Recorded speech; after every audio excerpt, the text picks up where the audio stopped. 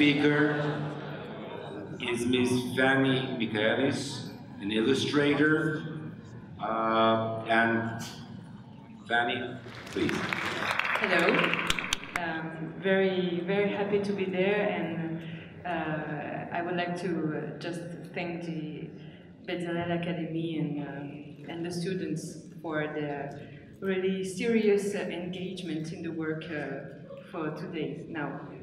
So I'm a comic book artist, French comic book artist, and also an illustrator for the press.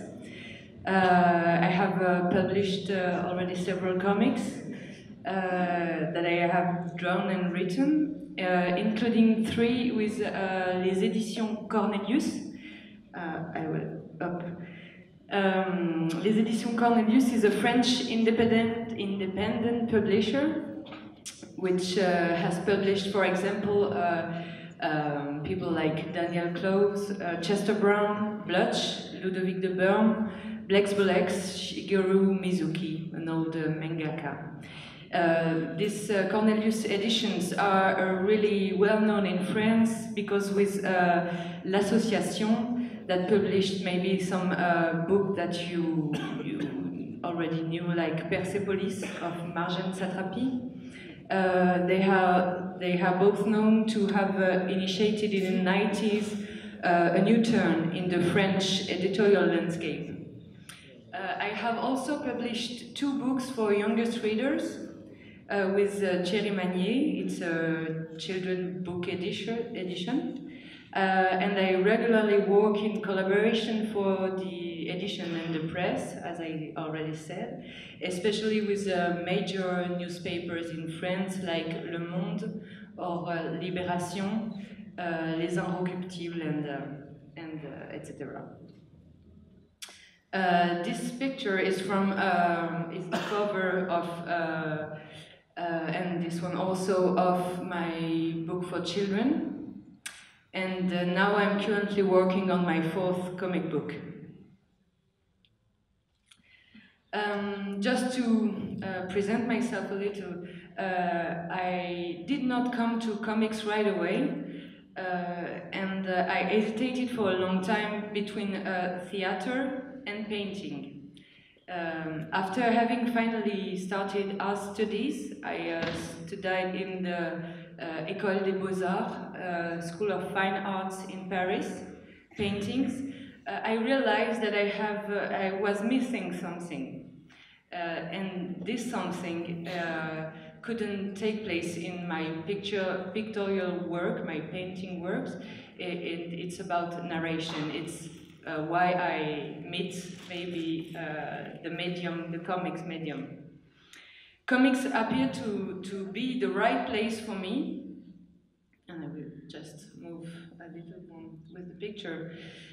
The right place for me because it is where the drawing can be deployed in a temporality and speaks as much as words draw the whole story. The fact that I was interested in narration could be surprising, and maybe now the students with which I worked for 2 days now here in the Bezalel Academy knows me better and know about my work, who is really in the border between illustration and comics. But yeah, my stories are often quite silent, so why words, why narration? I don't know, really. However, some traditional aspects of comics, such as panels or balloons, appeared to me as artificial. For me, the drawings had to grow from one to the next, improvising the shape of the whole story, as well as the composition of the page. That's why, since now, I never use such elements. I have nothing against them, but it's not my way to, I don't know, draw stories. Another thing really important about maybe my influences is that I grew up with parents, both actors and directors, theater directors. Being a child, maybe as here, in the dark halls of theater during the rehearsal, has with no doubt permeated my imagination and my relationship to comics. That's why I'm starting with these two pictures, who are from a book named Giant, about a teenage girl, and all the title chapter as like stages. Maybe in my book, this darkness of the theater halls, like here now, are reversed, because I use the white of the page as a negative film, maybe, and that is the pencil and the gray values that really shape the scene and make it appear from the white of the page. The scene is suggested by the fragment which build the composition of the page. Maybe it's a little bit obvious here, because it's also about somebody breaking like a room to enter. The use of the pencil, because all of my comics were drawn with a really thin pencil, allowed me for a long time to get around the usual steps of the traditional comic process. The storyboard, the penciling, the inking, the coloring, and to write in the sense of maybe draw, actually, in improvising the whole story. And to let the image grows from the very sketch to its final version, to pierce the white of the page, which I discover after all is actually for me as this darkness I already talked about.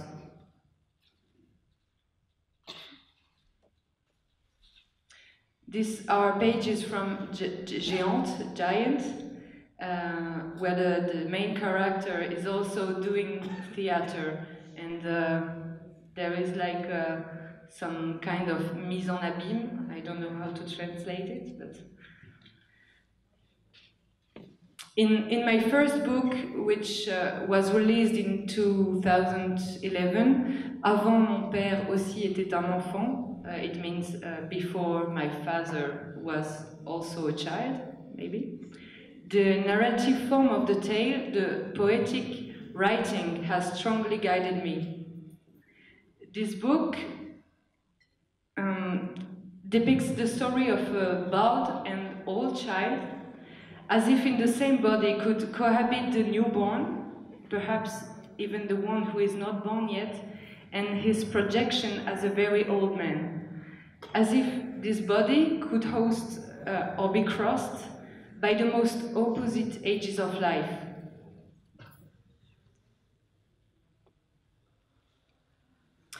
From the desire of life to death, as if parenthood, time and memory was totally upside down, scrambled.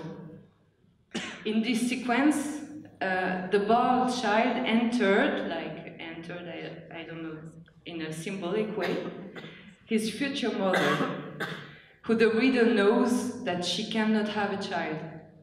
Something here is maybe about being the witness of a sin, of a forgotten sin, or how to find a place in the desire of someone else. And also maybe about theater.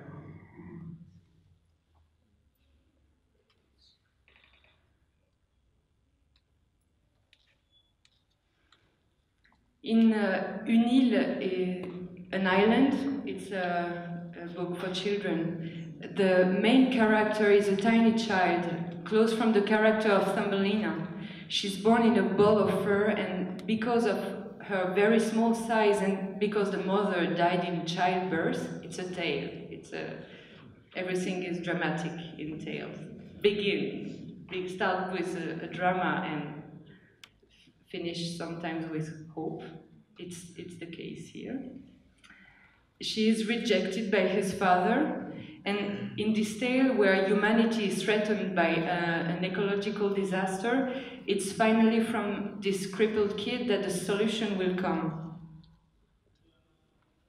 and then the reconciliation between the elements and the human, and so between the father and his child.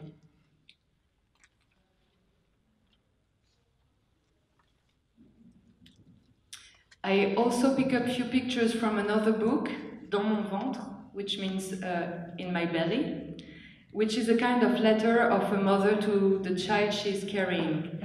A letter to this very unknown person, but so close.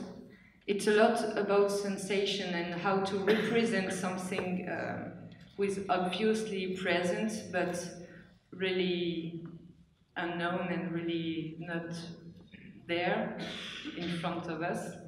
But also about this process of pregnancy for a woman.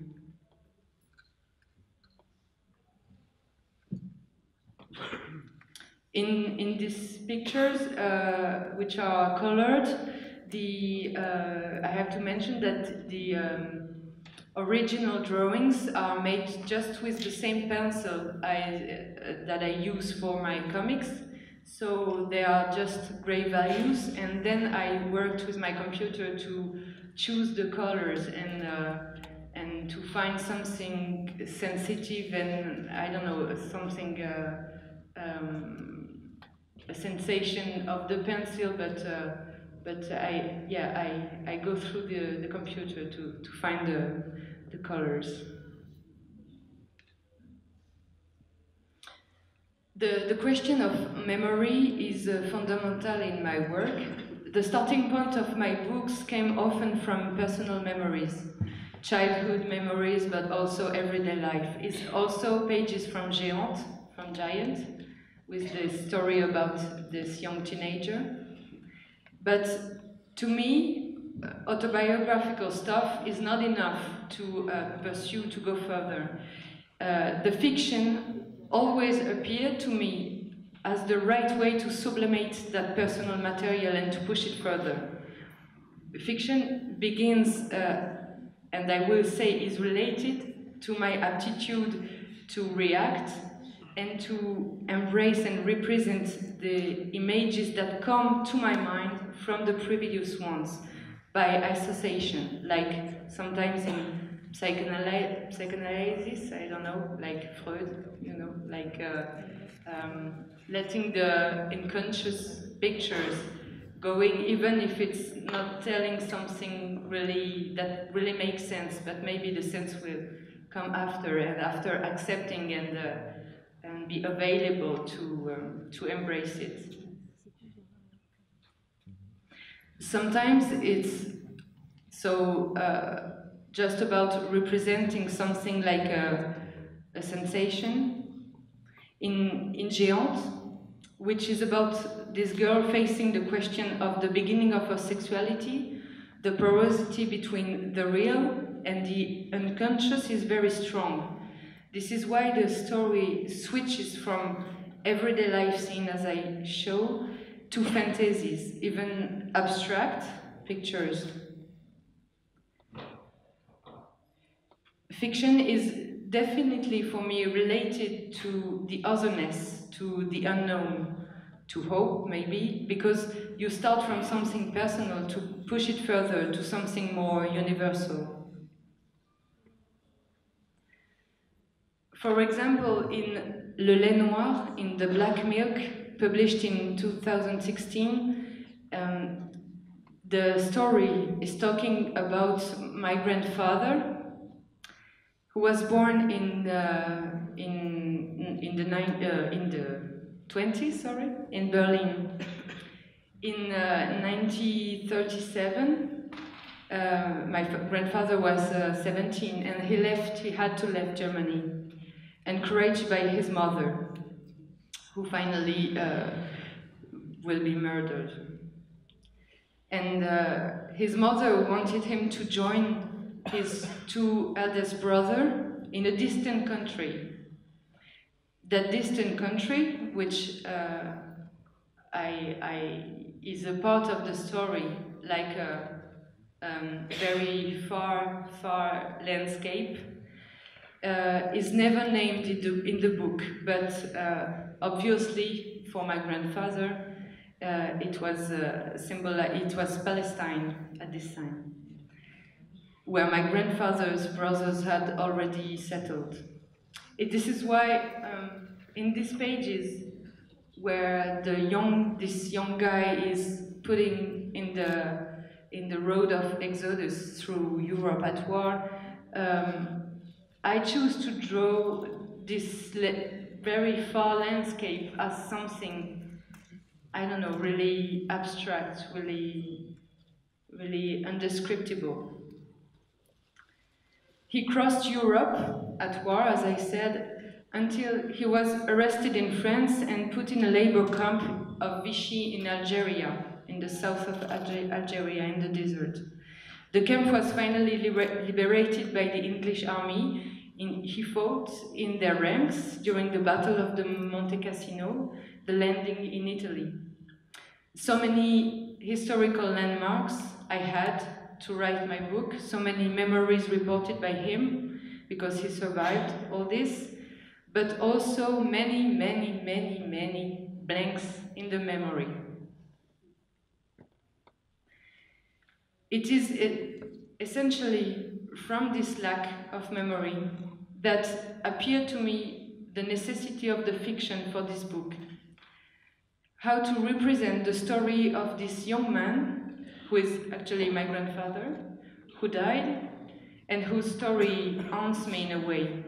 It was necessary to make detours through literature, through his German culture, Goethe, Der Erlkönig, Faust, and Paul Celan, of course, who is a Romanian French poet and who has written a very well-known poem named Todesfuge in German, and which I borrow a verse from this poem for the title, named So the Black Milk. But which can be weird to say, but to draw and to go in the drawing of my books, I never looked so much on pictures. I'm really crossed by literature influences, and for this book especially, I was really impressed by the reading of the books of a French journalist named Jean Hatzfeld, on the Tutsi genocide. To deploy this exodus on paper, it really helps me because of the landscape, very different he described in the book, which was about Africa, very about the swamp, but in some way it really influenced me. So while being a story of memory, the challenge for me was to find my own voice and somehow my own legitimacy writing this story, which was something like an attempt against oblivion. While I was inspired by the iconography of the time, I wanted the story to be read in a more universal way. This is why the story is not properly anchored in a definite time. We reach here the idea of something like the tale, a universal story. Because it was for me essential that the story of immigrant, in a way, of exodus, of persecution, could speak to the greatest number. And the most important point for me that it was that I didn't want the story to be settled in the past, even if the way I draw it maybe is really influenced by an iconography, and maybe can illuminate us on our time and question us on our time. So this question of the universal is also crucial in my work as an illustrator for the press. From the news, I always try to find a wider angle, a depth of field.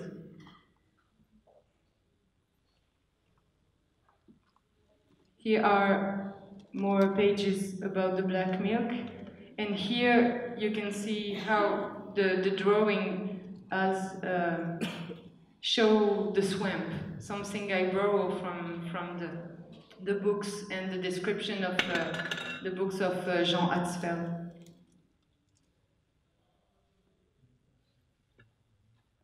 These are pages from the picture the labor camp in Algeria, where the main character is describing how he is close to lose something of his humanity, his individuality. And here, it was really about an anecdote that my grandfather told me as a child, who really impressed me, because he told me that at the liberation of the labor camp, he was so hungry that he ate I don't know, 30 or 50 eggs. Maybe he was a little it was a little too much, but in his story he wanted to be really impressive. But this is why I remembered, and that he was very skinny, of course, but his head started to grow like an egg, like very, very, very, very big egg. And as I was a child, for me it was real, like I saw my grandfather with that egg head. So many years after, I drew him like I saw him when I was like 8.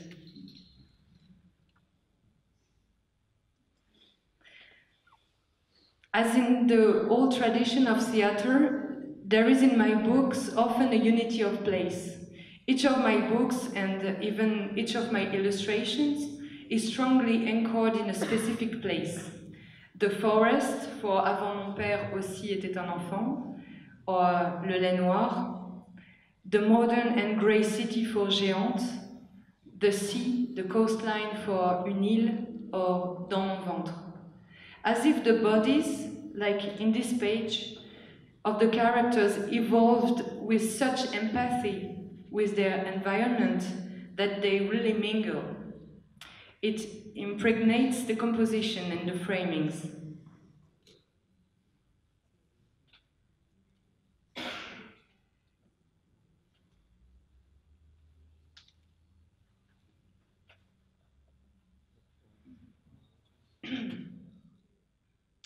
Commissions for the press, which requires great reactivity, led me to change a little bit my tools, the way I processed. While I worked quite obsessively with a small criterion for years, I had to change my way of working, and this transformation that I first experienced as a constraint led me to a more traditional process, with a sketch and inking at the light table than digital coloring. In my personal work, I came also to a drawing that is more similar to a clear line, like here. This is a commission for Le Monde about how there is farms in the United States where they try to grow organs on animals. So it was more like a scientific paper. I show you more example. This is the cover of a review for teenager in France named Topo. It's a review about the actuality, the news, but really for teenage people. This one is actually a commission for Le Monde about a philosophical angle about intelligence, about animal intelligence, human intelligence.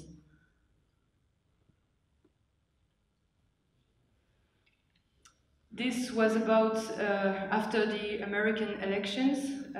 how the election of Donald Trump really impacts the international image of America, and especially when he left the climate accord of Paris, and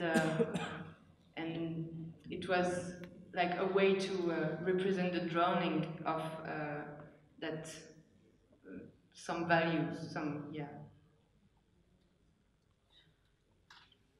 This one is a commission for Libération. It's about the Me Too hashtag, about how all that process last year was really intense, and I use, actually, maybe you had already recognized it, but the composition of a very famous painting of Autodix, representing a very modern woman. And also my picture is very more classical, and with a very, I don't know, I wanted to show a woman that, I don't know, put the frog is the charming prince, yeah? You know about that? With a very, very fancy, very nice gesture, but she's putting him away. This one is for Le Monde also.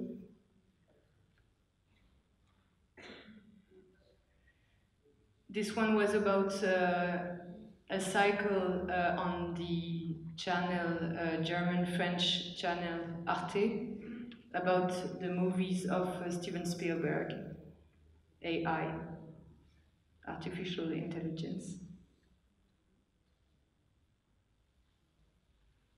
And this one also for Le Monde.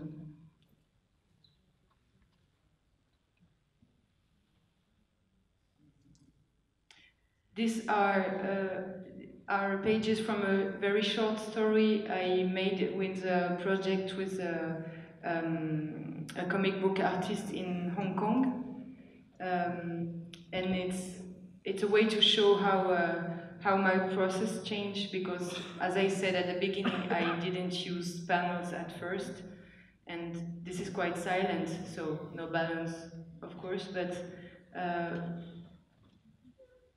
yeah, it's kind of really influenced by Ymca Jerusalem that you maybe know. In my next comic book, this is from the next one, I am currently working on, as I said, there is a radical change in the formal aspects compared to the previous one, which came from a natural evolution of my style and also from the subject of the book, which is very close to the real. Unlike the previous books, the parts where the fantasies or the dreams take place will be more clearly separated, because in my first book, in my works, I was really obsessed by the way to show how to question something about the reality. Something that was really important to me is to show how the porosity before what we feel and how we can represent feelings in our head and the way things happen. But there is also recurrent themes as the passage from the teenage years to being a grown-up, which are still questioned here in this book I'm working on, but more through a social angle. This story is about several young adults living in a popular neighborhood of a big city, in the suburbs maybe. For different reasons, they are both feeling that something of their future and of the society offers us nothing but the perspective of a dead end.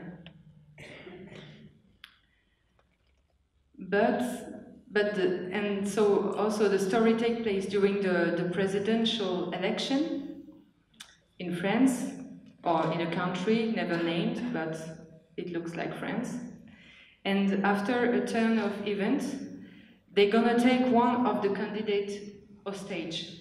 So it's like of grotesque, it's like surrealistic in a way, but to question, for me, this story is kind of the occasion to stage the point of view of young people, because I really, for a few years now, I'm working a lot with very young people, not only in art schools, but also in secondary school in France.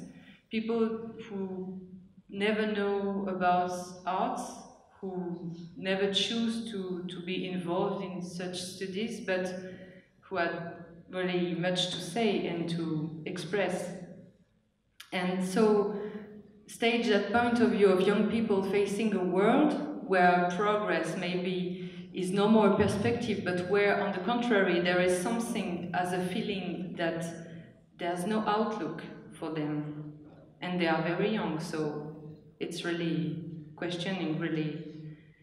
There's no room, they feel like no room to the expression of their desire of something of a projection. So it opens two very opposite ways. This feeling I heard about them, something of morbid pulsion, sorry, or something of a radical change. And in this book, I have the ambition, I will try maybe, to question that which path they will be involved in. This morbid pulsions, this destruction pulsions, or maybe the hope of a radical change. And maybe to take this candidate on stage is the way to reverse that feeling of being an off stage of something, symbolic, in a symbolic way, of course.